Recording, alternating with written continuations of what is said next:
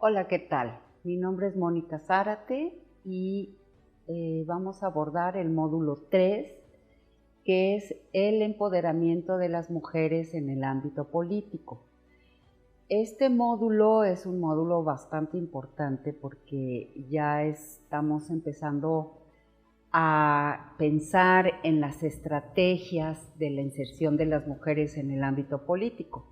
En el módulo 1 abordamos la cuestión de la igualdad de género, la igualdad en las políticas públicas o las políticas públicas de igualdad, o sea, la importancia de que se consideren estas políticas y cómo estas políticas abonan, ¿no?, al avance político de las mujeres en nuestro país.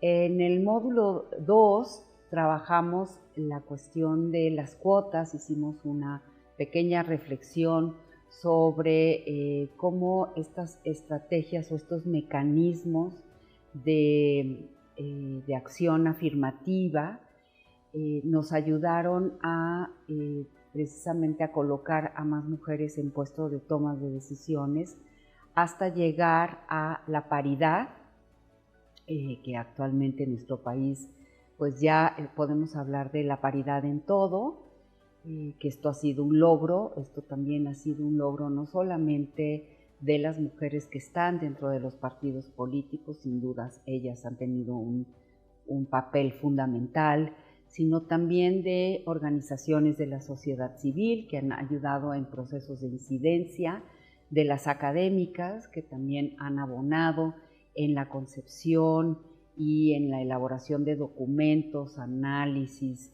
diagnósticos, delimitación del principio, etcétera. También de las instituciones, el papel de las instituciones ha sido muy importante, ¿no?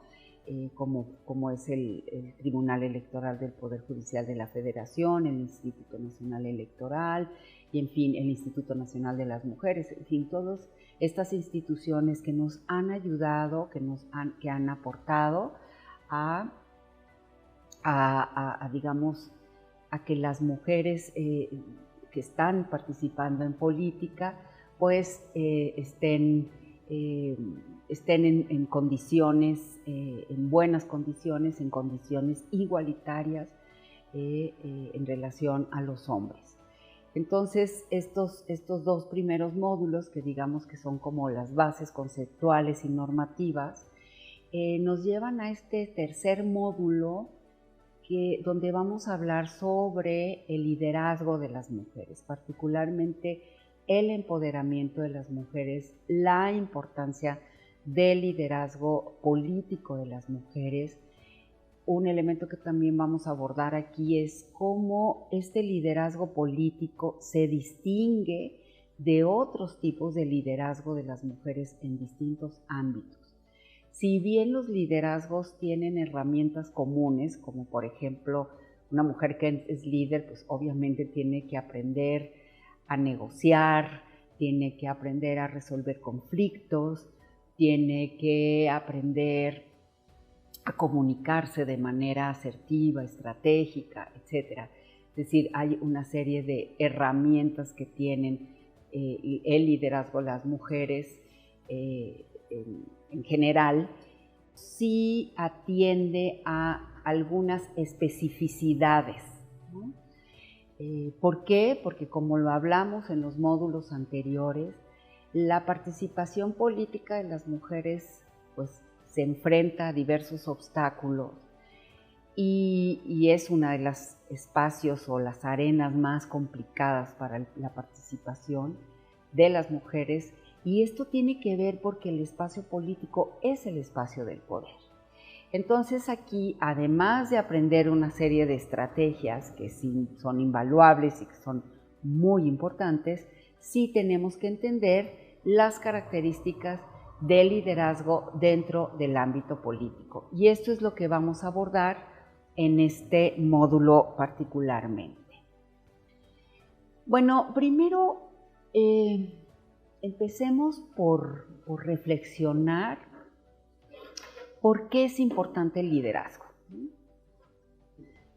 ¿Por qué es importante el liderazgo? ¿Para qué es importante el liderazgo de las mujeres? ¿Y en qué consiste este liderazgo, ¿no?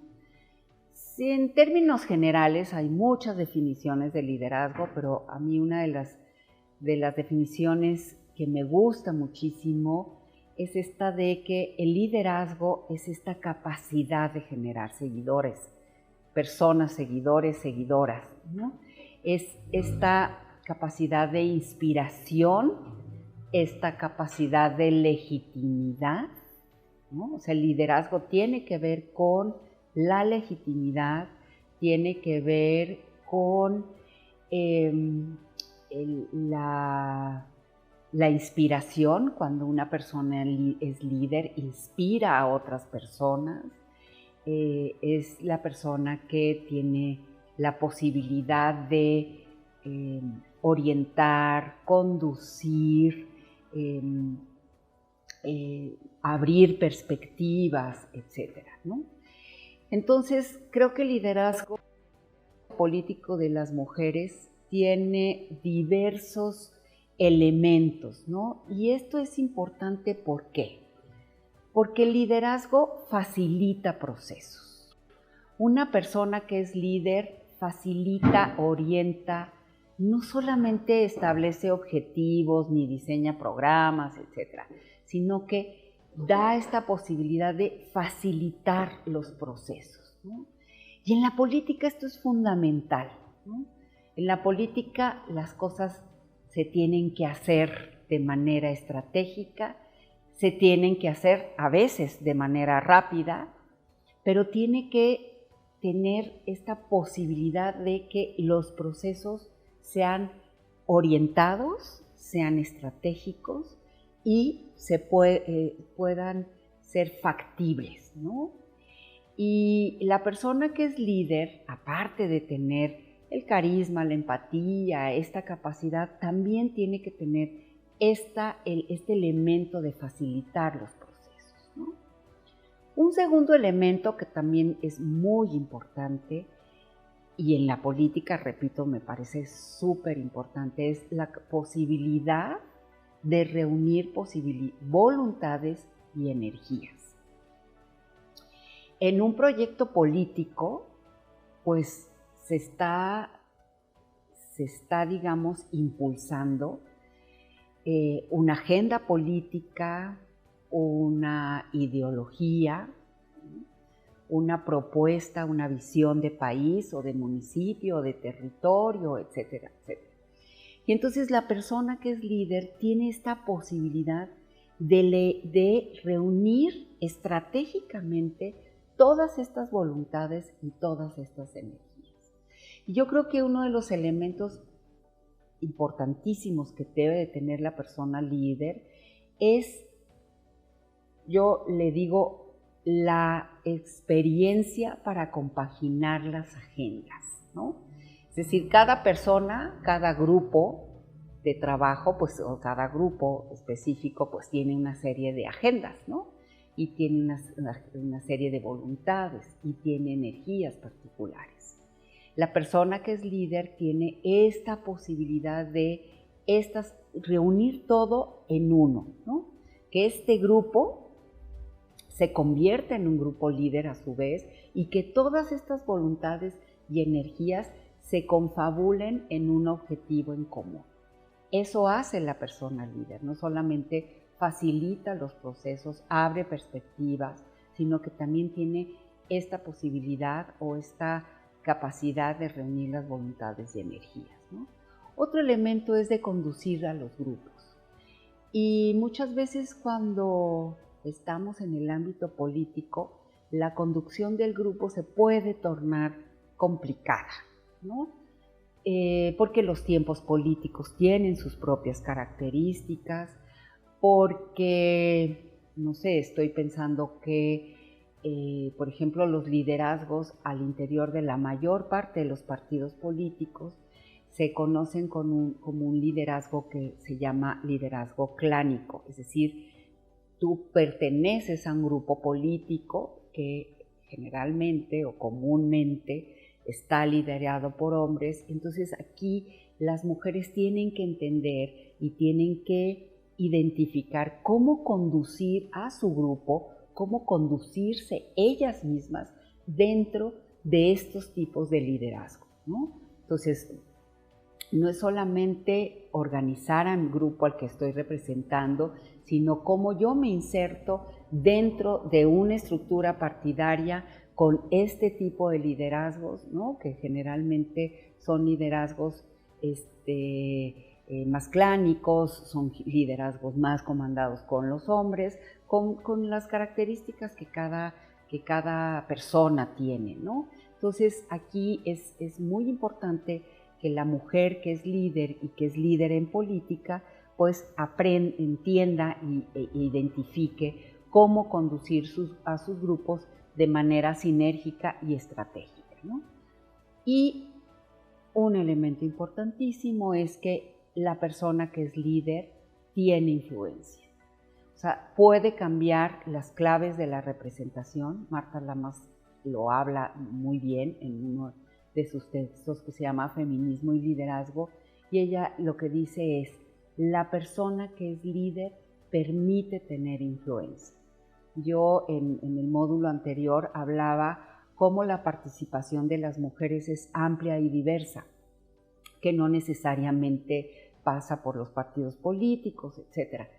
Y una vez una mujer campesina me dijo: nosotros tenemos grupos, conducimos grupos, facilitamos procesos, etc., pero lo que nos falta es tener influencia.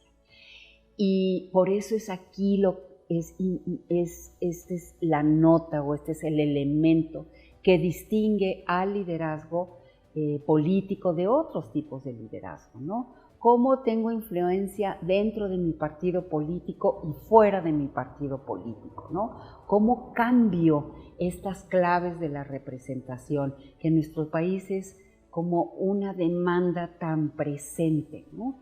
Creo que también en este sentido tenemos que tener claro que los liderazgos, los nuevos liderazgos, porque no podemos hablar que haya un solo tipo de liderazgo. Las mujeres somos varias, las mujeres políticas son distintas, atienden a diferentes regiones, a diferentes realidades, conducen distintos procesos, etc. Entonces, ¿cómo pueden tener influencia y cómo cambiar estas claves de la representación de acuerdo a valores fundamentales que tienen que ver con la democracia, con el respeto a la diferencia, con la promoción de los derechos humanos, etc.?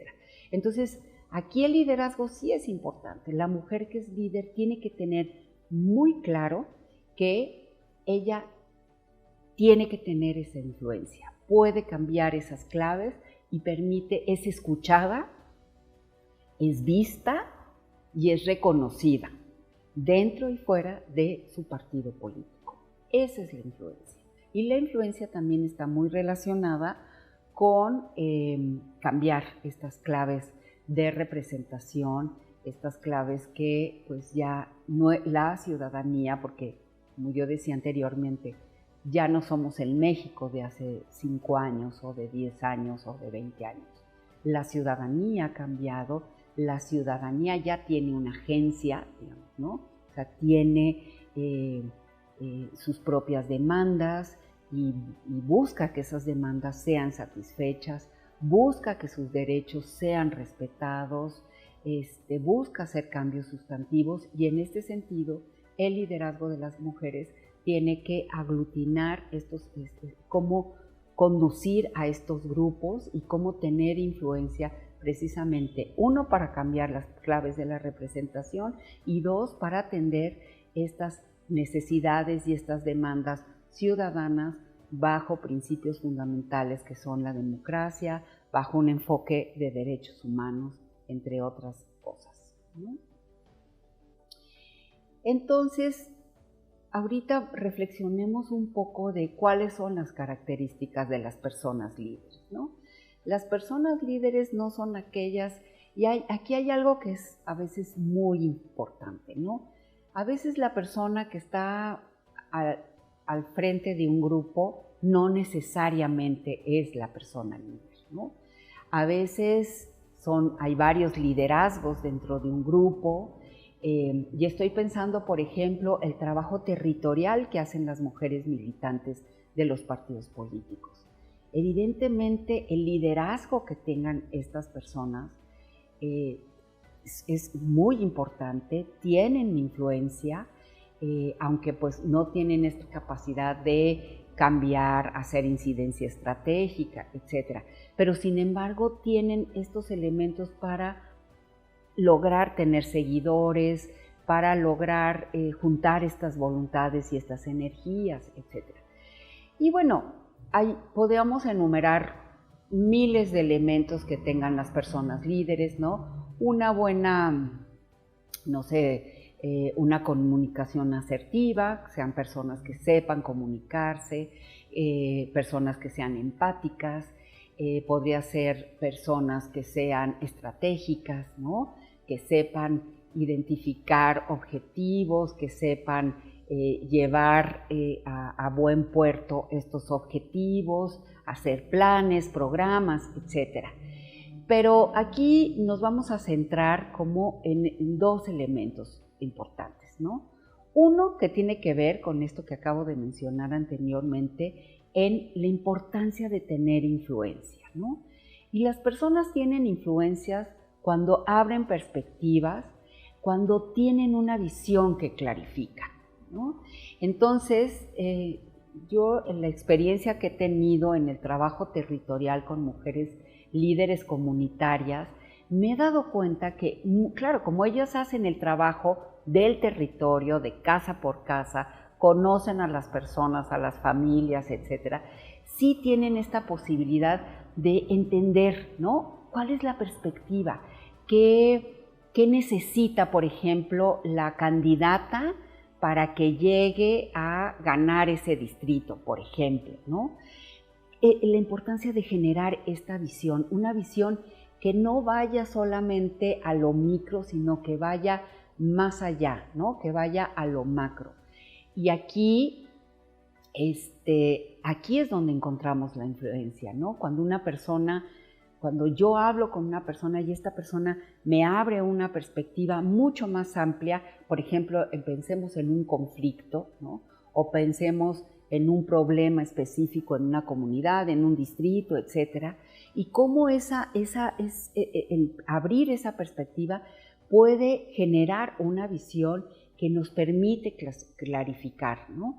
Y cuando nosotros tenemos una visión que clarifica, a partir de ahí podemos diseñar planes estratégicos, programas de trabajo, hacer incidencia, por ejemplo, para cambiar leyes, programas, para hacer políticas públicas, etc. Entonces, una de las características más importantes de una persona líder es que tenga influencia. Yo una vez recuerdo en una entrevista también que hicimos con mujeres líderes indígenas del estado de Guerrero, una de ellas me dio la definición cuando le preguntamos, ¿por qué crees tú que eres una mujer líder? Me dice, porque yo influyo y no paso desapercibida. Me pareció una definición muy clara y muy estratégica.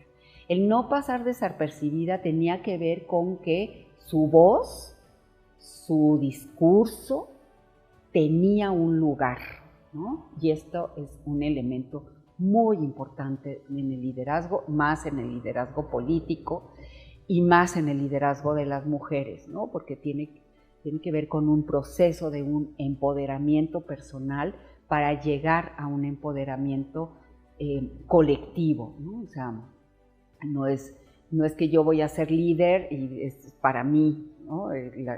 Los logros y las perspectivas la abro para mí y para mis intereses, sino yo voy a abrir estas perspectivas, voy a generar una visión precisamente para el grupo a quien estoy representando.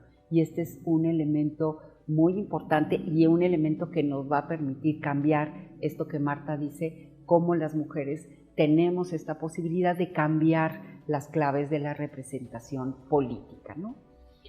Otro elemento importante entre los muchos otros elementos que hay de las características de las personas líderes es que las personas líderes causan sinergia. La sinergia es un término que viene de la fisiología y tiene que ver cómo en el cuerpo humano que está perfectamente bien diseñado, cómo cada órgano, cada sistema actúa de manera sinérgica, ¿no? O sea, si yo tengo un problema quizás en el corazón, pues voy a tener otros órganos y otros sistemas se van a ver obstaculizados. ¿Por qué? Porque no hay un elemento que no está funcionando de manera adecuada y entonces no puedo generar esta sinergia, ¿no? Y evidentemente una mujer líder política, causa esta sinergia, ¿no? O sea, es capaz de cohesionar la acción grupal, la acción del grupo, de juntar estas voluntades y estas energías para el mejor desempeño de la tarea o para lograr de mejor manera, de una manera más eficiente y más eficaz, el logro de los objetivos. También tiene que ver cuando las personas líderes saben utilizar estas competencias, ¿no? De causar sinergia, tener influencia, etcétera, también son elementos importantes para el logro de los objetivos y también para identificar obstáculos y buscar soluciones a los mismos, ¿no?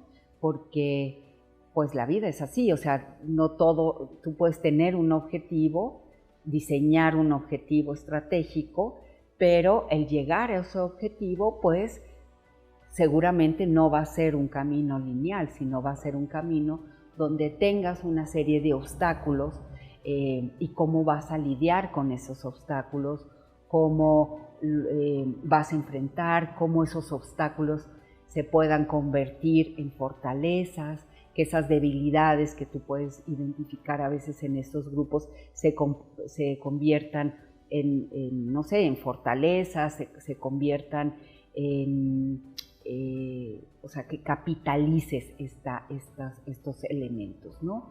Y entonces la persona que es líder tiene esta capacidad, cohesionar la acción grupal para el mejor desempeño de la tarea y para que estas voluntades tengan un logro específico.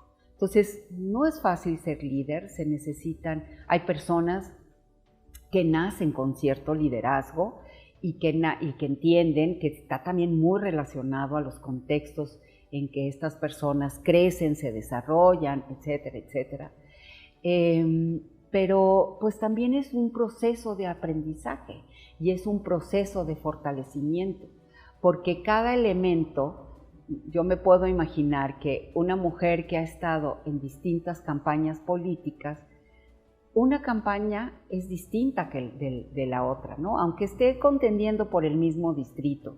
¿Por qué? Porque, como dije anteriormente, la ciudadanía cambia, las condiciones cambian, las fortalezas personales y grupales también van cambiando. Entonces, todos estos elementos también hay que irlos revisando constantemente, ¿no? No es solamente agarrar un manual y decir voy a ser líder y voy a estudiar liderazgo, sino también el liderazgo tiene que ver con un ejercicio de error, ¿no?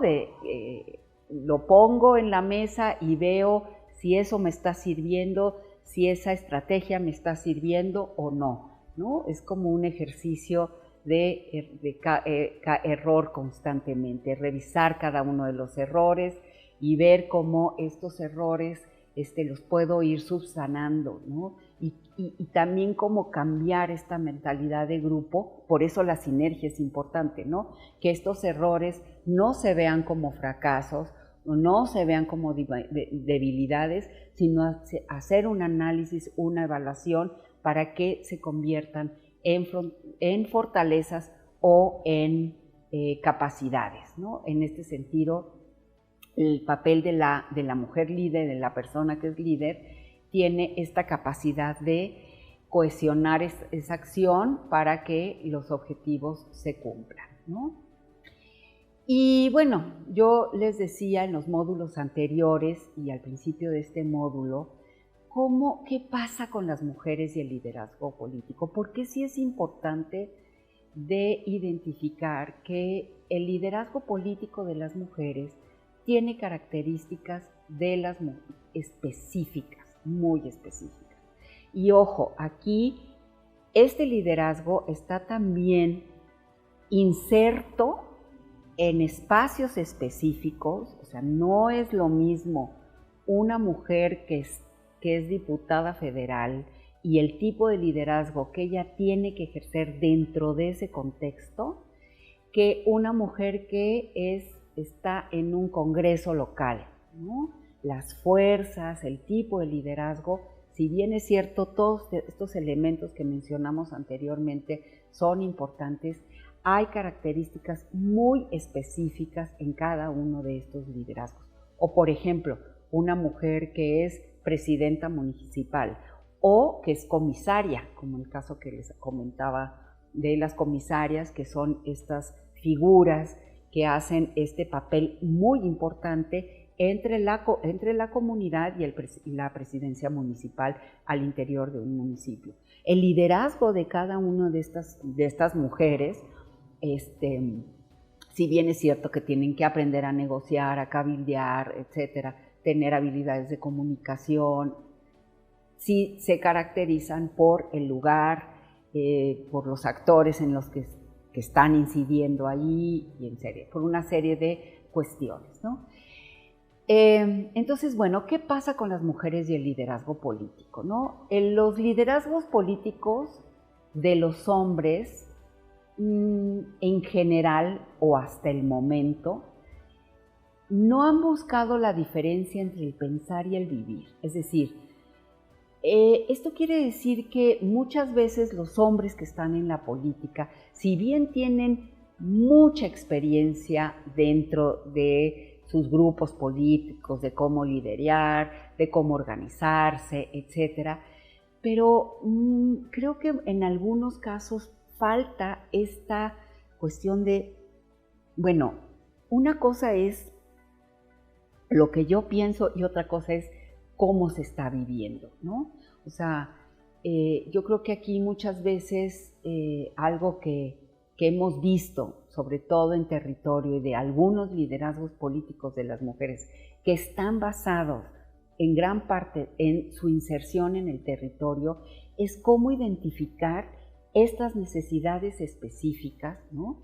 Y hacer esta vinculación entre lo que yo pienso que esas personas necesitan y lo que las personas están viviendo, ¿no?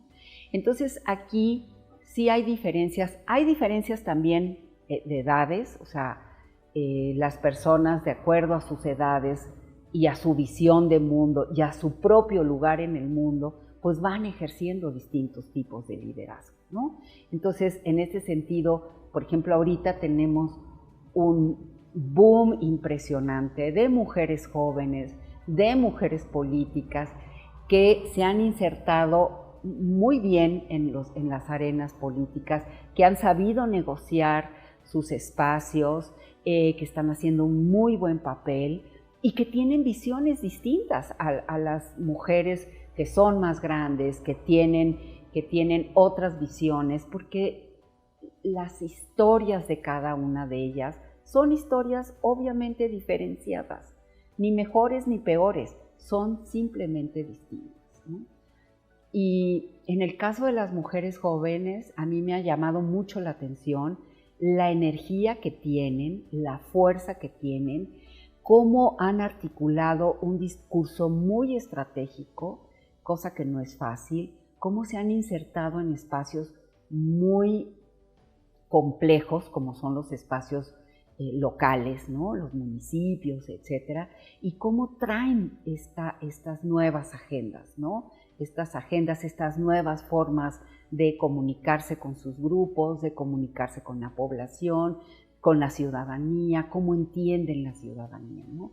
Aquí pues tenemos una amplia gama, ¿no? Mujeres jóvenes indígenas, mujeres jóvenes afromexicanas, en fin, ¿no? Es decir, aquí el mundo es distinto y es muy variado, y creo que muchas de ellas han sido muy estratégicas y muy claras, ¿no? Sobre todo, por ejemplo, en temas que tienen que ver con la seguridad de las mujeres, con promover políticas públicas de atención a la violencia contra las mujeres, no solamente la violencia política, sino la violencia que sufren las distintas mujeres, y cómo se han insertado, digamos, en este mundo que es muy complejo, ¿no? Otro elemento importante es cómo llevar al ámbito público nuestra propuesta ética y política, nuestras propuestas utópicas, ¿no? Yo decía que las mujeres ahorita tenemos la posibilidad de cambiar las claves de la representación, y sí, gracias al principio de paridad, sí, las mujeres podemos hacer cambios estratégicos, pero aquí la pregunta sería cómo llevar a este ámbito público mi propuesta ética, que para cambiar la clave de la representación, un elemento es, bueno, cómo promuevo un país que sea más democrático, cómo promuevo un país donde las personas tengan más acceso a la justicia, cómo promuevo un país que tenga políticas públicas contra la violencia contra mujeres, niñas y mujeres mayores, cómo llevo esta propuesta, ¿no? Al mundo público, ¿no? Ahí es como yo tengo que ver estas estrategias de liderazgos, estas herramientas de liderazgo, como la comunicación, el hacer sinergia con el grupo, cómo tener influencia, cómo documentarme, etcétera, etcétera, y cómo llevo al ámbito público esta propuesta ética y política.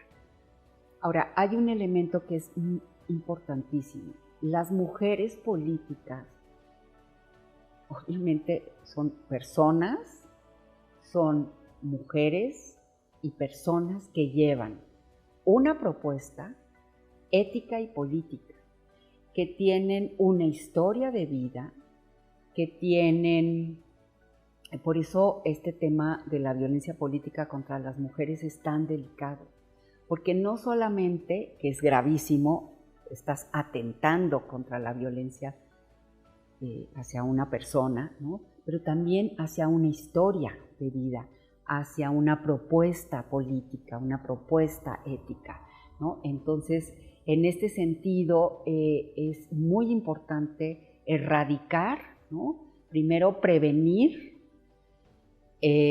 atender, sancionar para erradicar la violencia política contra las mujeres, ¿no? Y muchas veces, muchas mujeres sufren violencia política en razón de género, precisamente por llevar a este ámbito público su propuesta ética y política, ¿no? Entonces, cuando esa propuesta no está tan bien vista, cuando esa propuesta no atiende a los intereses de ciertos grupos, entonces ahí es muchas veces donde se dan estos gravísimos casos de violencia política contra las mujeres. Y aquí la estrategia es ver cómo llevamos estas propuestas utópicas, y ahorita que hablaba yo de las chicas jóvenes, líderes jóvenes políticas, a mí me ha parecido muy interesante cómo todas ellas han llevado sus propuestas, que en algún momento quizás las pensaron como propuestas utópicas, pero que poco a poco las están implementando como propuestas de políticas públicas, democráticas, con bases éticas, con andamiajes éticos y democráticos, ¿no? Y otro elemento es cómo están caracterizados los liderazgos de las mujeres, ¿no? Un elemento que a mí me parece muy importante es que no hay un liderazgo de la mujer, hay muchos liderazgos de mujeres. Las mujeres son diversas, las mujeres son jóvenes, las mujeres son de edad mediana, las mujeres son rurales, son campesinas, son indígenas, son muchos. Y cada liderazgo de cada una de estas mujeres tienen especificidades muy claras, ¿no? Y quizás la mujer que es la líder mujer afrodescendiente de la Costa Chica de Guerrero o la mujer afrodescendiente de la costa de Veracruz, por ejemplo, si bien tienen cosas en común, el lugar en donde ellas están insertas caracteriza, le da un toque a su tipo de liderazgo, ¿no? Hay mujeres que tienen liderazgos más colegiados, otros liderazgos que son, no sé, que tienen características muy distintivas, ¿no? Pero es importante identificar cómo los liderazgos políticos están son distintos en cada uno de los lugares, ¿no? Y cómo la influencia que ellas ejercen en cada una de sus comunidades o de sus grupos también son diferenciados y son específicos, ¿no?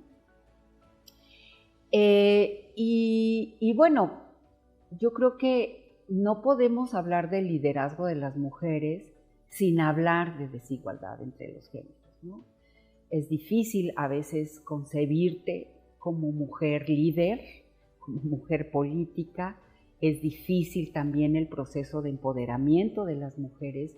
No es un proceso fácil, es un proceso que intervienen muchísimos factores, entre ellos tu historia familiar, cómo tú te defines como mujer líder, ¿no? Tiene que ver el espacio en el que tú vas a ejercer ese liderazgo, en fin, son muchísimos factores aquí, ¿no? Y desafortunadamente entre esos factores, pues hay que tomar en cuenta que las mujeres hemos vivido confinadas, hemos estado más bien en estos grupos poco escuchados, excluidos, discriminados, ¿no?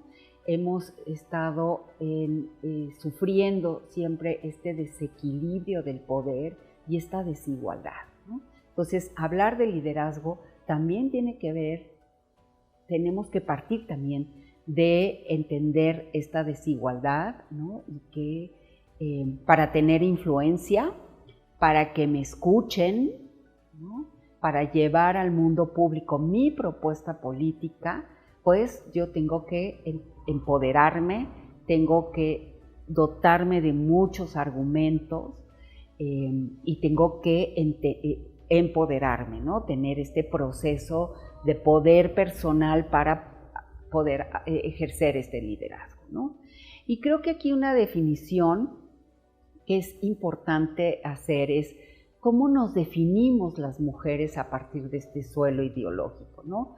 ¿Cómo me defino yo mujer a partir de esta desigualdad? ¿Cómo me defino yo mujer a partir de el poco acceso que he tenido por ser mujer a espacios de toma de decisiones, ¿no?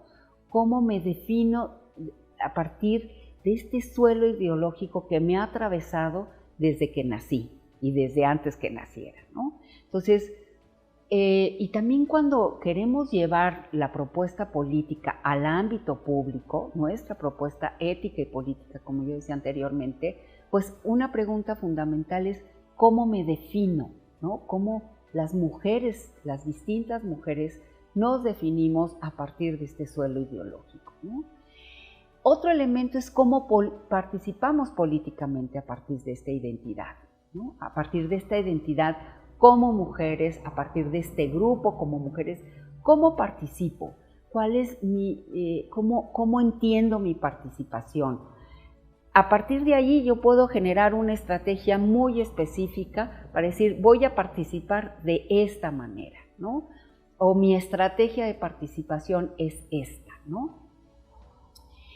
Y esto, pues no es fácil, yo tengo que tener una serie de herramientas, ¿no?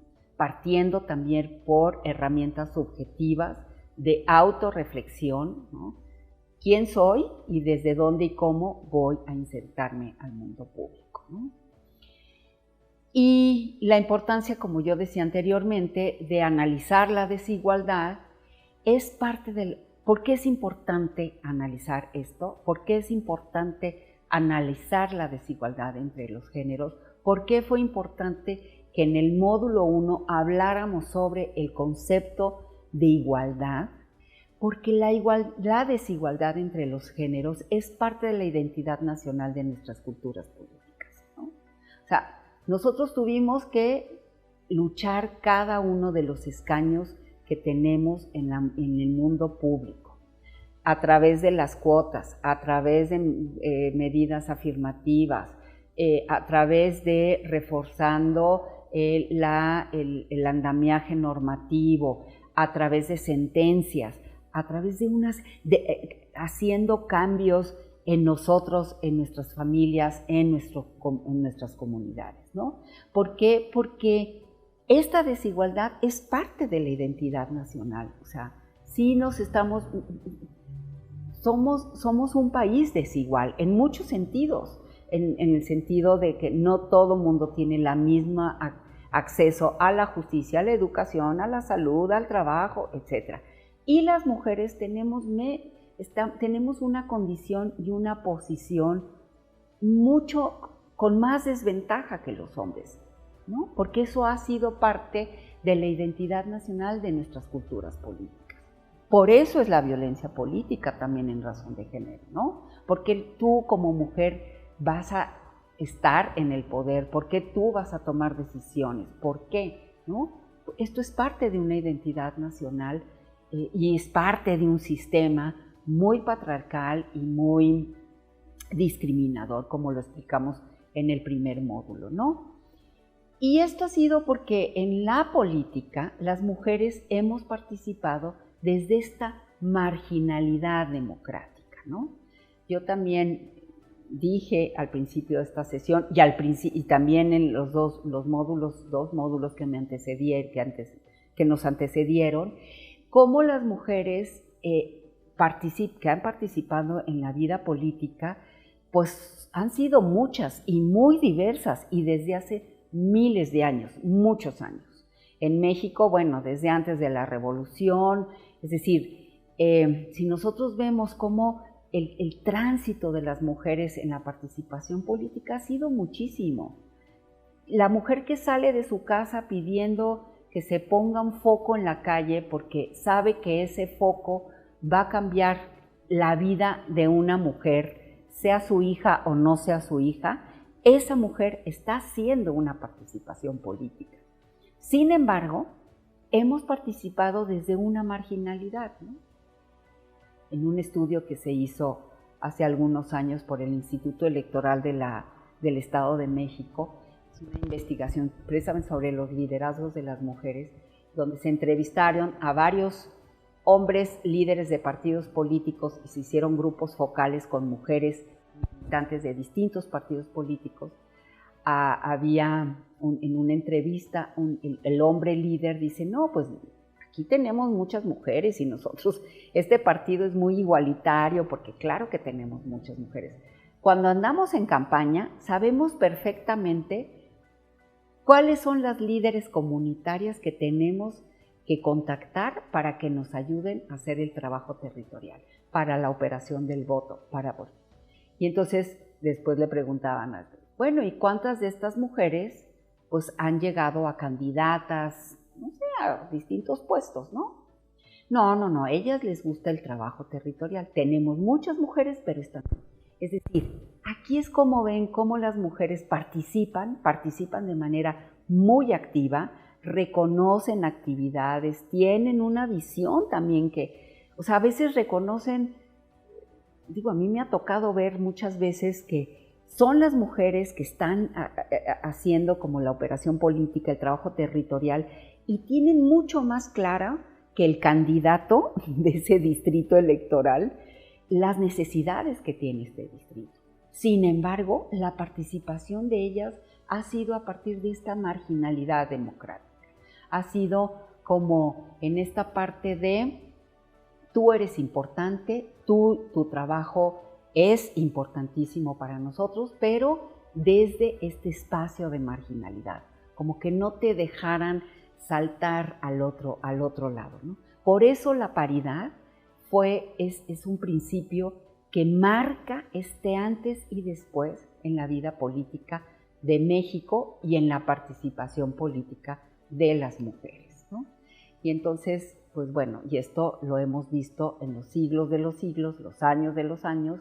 Marie Curie, que fue una científica impresionante, que tenía muy brillante, era una mujer con una visión también, pero sin embargo, pues muchas cosas por su condición de mujer no las podía registrar y las registraba su marido, ¿no? Cuando eran investigaciones que ella hacía y que ella,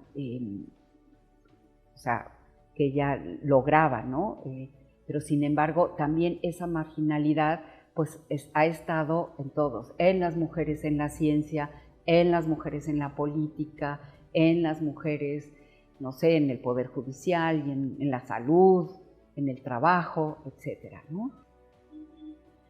Y bueno, es importante también identificar cómo la participación política de las mujeres pues ha estado teñida, digamos, de esta marginalidad democrática, ¿no? O sea, las mujeres, por eso hemos necesitado generar medidas de cuotas o medidas de discriminación positiva, todo lo que explicamos en el módulo 2, que nos han permitido avanzar en el mundo político, en los puestos de toma de decisiones, etc. ¿Por qué? Porque si bien las mujeres hemos participado mucho desde la política, en la política, y no necesariamente a partir de los partidos políticos, nuestra participación ha sido desde esta marginalidad democrática. Es decir, hay muchas mujeres que hacen trabajo territorial, hay muchas mujeres que hoy día operan voto, llevan programas de apoyo a sus comunidades, tienen liderazgo, articulan necesidades, pero su participación sigue siendo desde esta marginalidad. Algunas de ellas, y gracias a estos mecanismos que mencioné anteriormente, como la cuota y ahora la paridad en todo, esto nos ha permitido pues salir de esa marginalidad y tener una participación más estratégica y tener una participación más real y lograr llegar a puestos de toma de decisiones no solamente dentro de los partidos políticos, sino también en otros espacios. Entonces, bueno, un elemento que tenemos que tener en cuenta como un factor como un factor que obstaculiza el liderazgo político de las mujeres es precisamente esta desigualdad entre los géneros, ¿no? Y cómo a partir de esa desigualdad la participación o llevar una agenda al mundo público o implementar una política pública se obstaculiza, se hace más compleja, ¿no? Para analizar los liderazgos políticos de las mujeres, hay que analizar la trayectoria de cada mujer política. Yo decía anteriormente que las mujeres políticas son personas que tienen una trayectoria, que llevan una propuesta política. Es importante tener conciencia de la trayectoria personal y la trayectoria colectiva, ¿no? Conocer la historia presente. No solamente llevamos al mundo público nuestras propuestas personales, sino también la propuesta colectiva.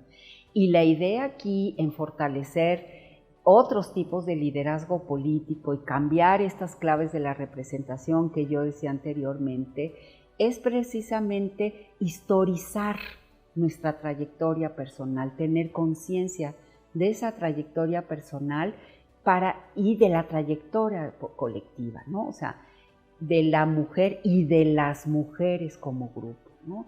Es importantísimo conocer nuestra historia presente. Yo decía que los liderazgos de las mujeres son amplios y son diversos.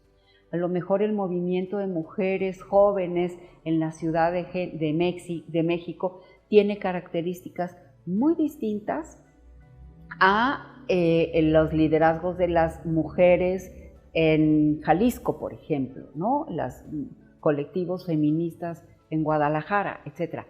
Lo importante, pueden tener denominadores comunes, pero también, pero obviamente tienen diferencias, porque los contextos son diferentes, porque las trayectorias personales y las trayectorias colectivas difieren entre sí, ¿no? Entonces aquí lo que es importante es también conocer nuestra historia presente para que nuestro liderazgo sea un liderazgo moderno, sea un liderazgo que realmente represente estos discursos, estas necesidades y estas nuevas agendas.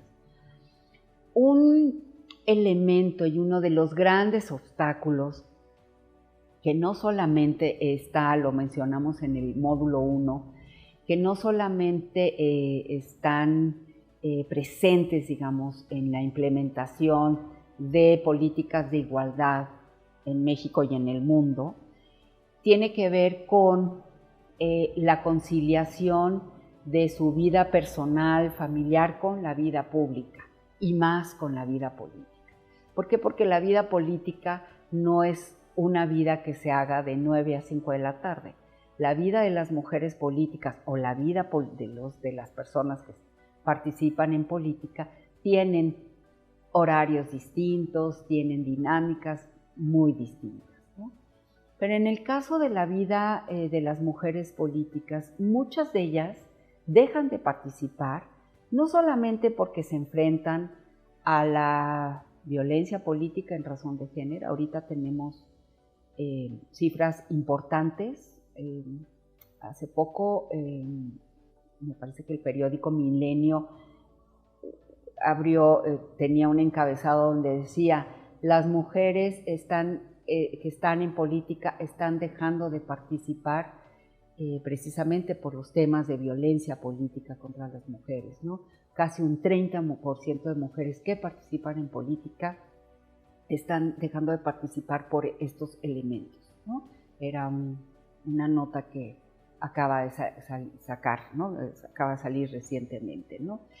Entonces, las mujeres dejan de participar por estos elementos, pero también porque no pueden con la carga de vida que tienen, porque también no pueden conciliar su mundo personal, su mundo de doméstico, familiar y la vida política. Entonces, a veces es cuando perdemos a una mujer en política, ¿no? Es decir, una mujer que ya se ha capacitado, que ya ha tenido experiencia, que sabe cabildear, que tiene herramientas para incidir, etcétera, perdemos muchísimo, México pierde mucho como país, la democracia pierde mucho como país. Y desafortunadamente, y varios diagnósticos e investigaciones muestran que las mujeres dejan de participar precisamente porque es demasiada la carga de vida que tiene. Hace unos años, muchas de ellas decían: tenemos pocas redes, llegamos solas a los puestos de toma de decisiones y nos quedamos solas. Ahorita hay más redes, desearíamos tener mayores redes. Hay redes regionales de mujeres que se articulan entre sí y que se sienten apoyadas.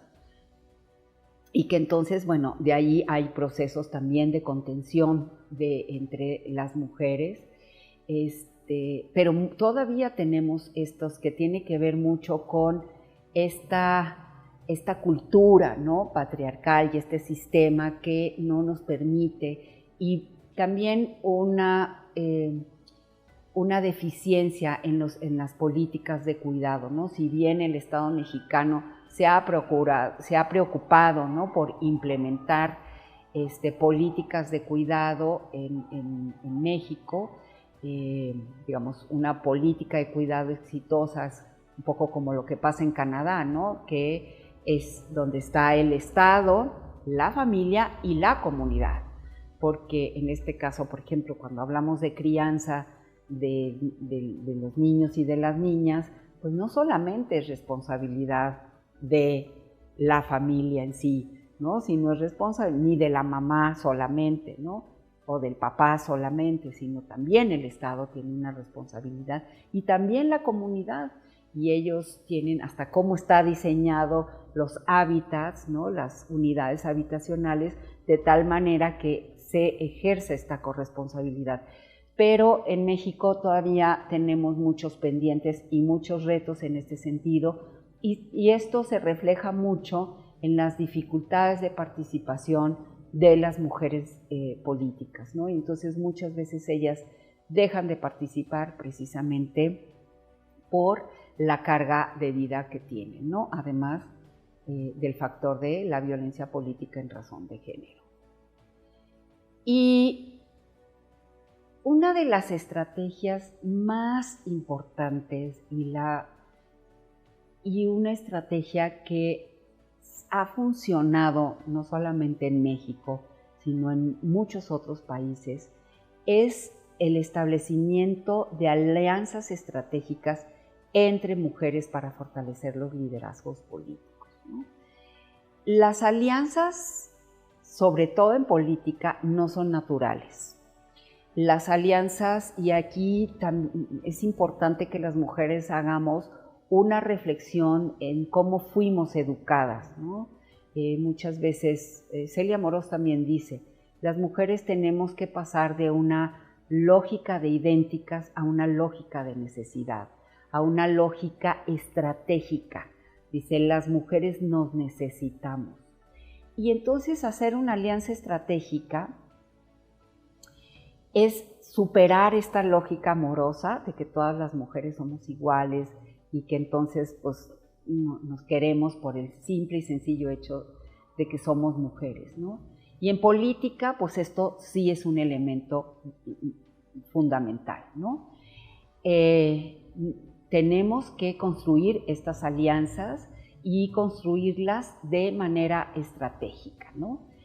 Y un primer paso para esta construcción tiene que ver con el reconocimiento entre nosotras, ¿no?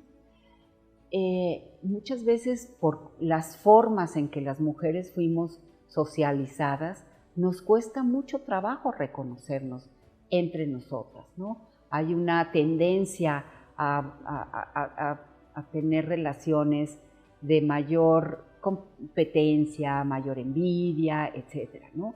Sin embargo, aquí esto se ha ido superando también de manera importante, ¿no? Y hay que reconocer a las mujeres, tenemos que reconocernos entre nosotras para poder construir, ¿no? Y reconocer entre las otras no quiere decir que yo voy a estar a favor de todo o voy a tener el mismo piso ideológico que tiene mi compañera de partido o mi compañera de otro partido. Esta construcción tiene que ver con lo que le llaman este reconocimiento simbólico de las personas, ¿no? Y en este sentido de que es una persona, tiene una propuesta política, voy a caminar en las coincidencias más que en las diferencias con una mujer de mi partido o de otro partido, etcétera, etcétera. Esto es por poner un ejemplo a grosso modo, ¿no? Pero la importancia de aquí es, para hacer esta alianza y construirla, tiene que ver con el reconocimiento entre nosotras, ¿no? Otro elemento importante es superar la ideología patriarcal y las concepciones racistas y discriminatorias. A lo largo de estos 3 módulos hemos hablado muchísimo de la importancia de superar precisamente estas concepciones discriminatorias, racistas, clasistas, sexistas, que muchas veces reproducimos las personas, y las mujeres no estamos exentas de ellos, ¿no? Las mujeres también reproducimos la ideología patriarcal, la reproducimos entre nosotras, y muchas veces sí tenemos concepciones muy clasistas, racistas y muy discriminatorias, ¿no? Tenemos el reconocimiento entre nosotras, y el reconocimiento entre las personas parte precisamente de esto, de superar estas ideologías y superar estas concepciones racistas y discriminatorias, ¿no? Y por último, cada liderazgo debe plantear mejorar las condiciones de vida de la persona que es líder y del grupo al que está representando. Hemos hecho muchísimo énfasis a lo largo de muchos cursos y la importancia del autocuidado de la mujer líder, ¿no? La importancia del autocuidado de las mujeres, la importancia de pasar esto que dicen las españolas, el ser para los otros, ¿no? Y también tener este autocuidado, no solamente a nivel político, sino a muchos otros niveles, ¿no? Entonces, para cambiar estas claves de la representación, un elemento es que este liderazgo debe plantear mejorar estas condiciones de vida, tanto de la mujer que es líder como del grupo que está representando. Y bueno, de manera general, estos son elementos muy importantes para el empoderamiento de las mujeres, porque el liderazgo político parte, como yo decía anteriormente, de un empoderamiento personal, de un reconocimiento de mi poder personal, de una deconstrucción personal. Las mujeres también tenemos que deconstruirnos todo el tiempo, de buscar, digamos, salir de estos atributos que nos marca la cultura, que los reproducimos todo el tiempo, buscar formas distintas de ser mujer y de ser mujeres en los distintos contextos, de aprender a construir relaciones estratégicas entre nosotras las mujeres que estén basadas en el reconocimiento de las otras personas. Como repito, y creo que esto me parece algo importante, yo puedo tener muchísimas diferencias con una compañera de partido o con una compañera de otro grupo político, etcétera, pero yo tengo que superar esas diferencias y más bien caminar con una estrategia que esté yo más vinculada a las coincidencias que tengo con esa persona, ¿no? Y obviamente superando cualquier ideología discriminatoria, racista, clasista, para que finalmente podamos ejercer un liderazgo moderno, un liderazgo que pueda cambiar las formas y las claves de la representación política y poder representar a la ciudadanía y a los distintos grupos que se están representando. Muchísimas gracias.